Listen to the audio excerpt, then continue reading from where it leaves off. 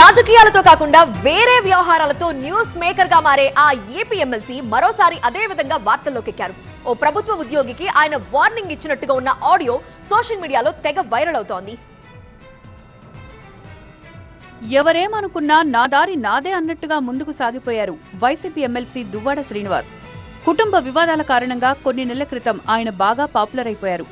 అలాంటి దువ్వాడ తాజాగా ఓ ప్రభుత్వ ఉద్యోగికి వార్నింగ్ ఇచ్చినట్లుగా ఆడియో తెగ వైరల్ అవుతోంది. తన సన్నిహితురాలు మాధురి ఇంటికి కరెంటు కట్ చేశారనే కారణంగా విద్యుత్ శాఖ ఉద్యోగికి ఫోన్ చేసి మండిపడ్డారు ఎమ్మెల్సీ దువ్వాడ శ్రీనివాస్. నా ఇంటికే వచ్చి కరెంటు కట్ చేస్తావా, నీకు ఎంత ధైర్యం అంటూ ఆయన అన్నట్టుగా ఉన్న ఆడియో సోషల్ మీడియాలో చక్కర్లు కొడుతోంది. ఎవరింటికి వచ్చి కట్ చేశారో కొంచెం ఏమైనా లెక్కల పత్రాలు ఉన్నాయా మీ దగ్గర? మేడం గారికి 4-5 సార్లు చెప్తాను సార్. నా ఇంటికి వచ్చి ఒక ఎమ్మెల్సీ ఇంటికి వచ్చి నువ్వు కట్ చేసావంటే నీకెంత ధైర్యం అబ్బా? నీకు ఒక 40-50 మీతో పని చేసినందుకు చాలా సంతోషంగా ఉంది. మీరే బెస్ట్ బాస్. ఇప్పటి వరకు మేనేజర్గా ఉన్నాను, ఇప్పుడు బాస్ అవుతాను. ఎలా బాస్ వాలా? బాస్ వాలా, బీ ద బాస్. కనెక్షన్స్ ఇస్తాను, దమ్ముంటే వెళ్ళి కట్ చేయి.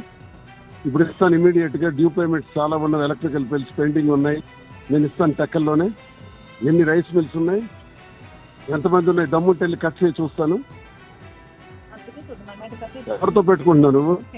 తాము వారం రోజుల క్రితమే కరెంటు బిల్లు కట్టినా ఇలా చేయడం ఏంటని సదరు ఉద్యోగిపై ఫైర్ అయ్యారు దువ్వాడ శ్రీనివాస్. నిన్ను వినియోగదారుల కోర్టుకు లాగుతానని హెచ్చరించారు.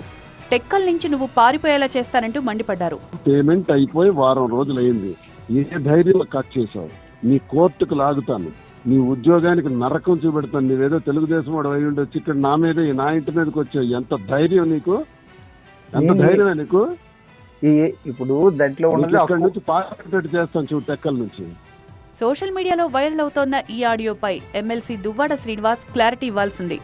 చాలా కాలంగా పొలిటికల్ వ్యవహారాలకు దూరంగా ఉంటున్న దువ్వాడ శ్రీనివాస్ రాజకీయమైన అంశాల కంటే ఎక్కువగా ఇతరత్ర వ్యవహారాలతోనే వార్తల్లో నిలుస్తున్నారు. తాజాగా మరోసారి అదే తరహాలో న్యూస్ మ్యాటర్ గా మారిపోయారు దువ్వాడ.